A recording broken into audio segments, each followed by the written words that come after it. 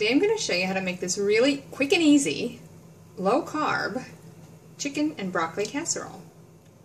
Alright, I've got the oven preheating to 350 degrees Fahrenheit, which would be about 180 Celsius.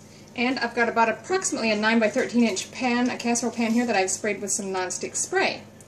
So we've got the ingredients assembled here. We have about 4 to 5 cups of cooked chicken that's been cubed.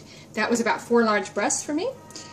2 cups of broccoli florets. Now you can use fresh if you like it a little crunchier, or you can steam or microwave it for a couple of minutes. I chose to just microwave it a little bit so it's softened, and I used frozen broccoli.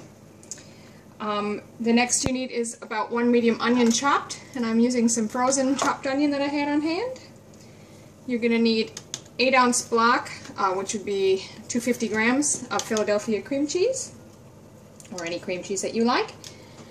We'll need 1 cup of chicken broth, and that's a low sodium one, and about 1.5 cups of shredded cheese. Now it specifies Colby Jack in the recipe, which we don't really have here in Australia, so I'm just using a tasty cheddar cheese. And then you're going to need a little bit of olive oil. So I've got a medium saucepan or frying pan here preheating, and I'm just going to put a little bit of olive oil in there. Now to that I'm going to add the onions.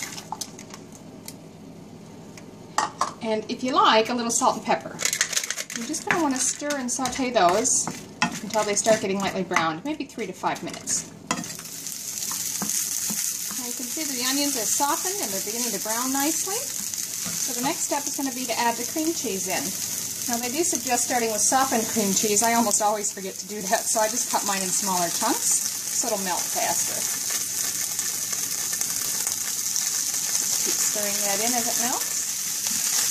Now, I've just added a little bit of that chicken broth into it to help facilitate the melting of the cheese a little quicker, and that's just fine. We're going to add that in shortly anyway, but I just want to get the cheese a bit more melted first. As you can see, that's mostly melted. There's a few small lumps left. I'm just going to add the rest of the chicken broth at this time and stir it together. I'm just going to cook and stir this until it blends well and thickens a little bit. So now I'm going to take a large bowl or container that's that can stand a little bit of heat, because we're going to be mixing things together, including that warm sauce we've got there. So I'm going to start by putting in the chicken, broccoli, and about half of the cheese. So I'm just going to stir those together. Particular piece of broccoli is a bit big, so I'm just going to break that up.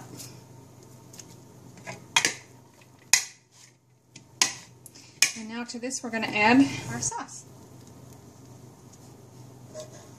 Now I'm just going to mix that all together again. And at this stage, if you want to add a little more salt and pepper, feel free. Just get it sort of well incorporated. It doesn't have to be overly mixed. And we're just going to spread that now in our prepared baking dish.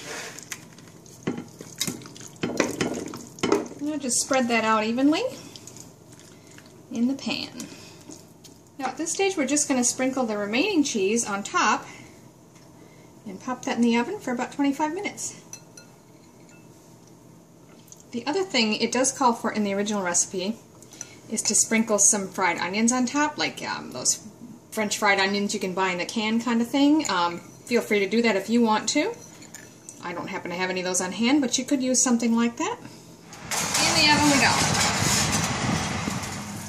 Now that hasn't quite been 25 minutes. I think we're at about 23, but it's looking pretty good and starting to get golden brown in spots, so I think that's probably done. Well, I waited just a couple minutes for it to settle down because it was sizzling quite a bit when I took it out. And now I'm just going to go ahead and plate some up. So there you have it, a low-carb chicken and broccoli casserole. It's very cheesy and really delicious. Give it a try.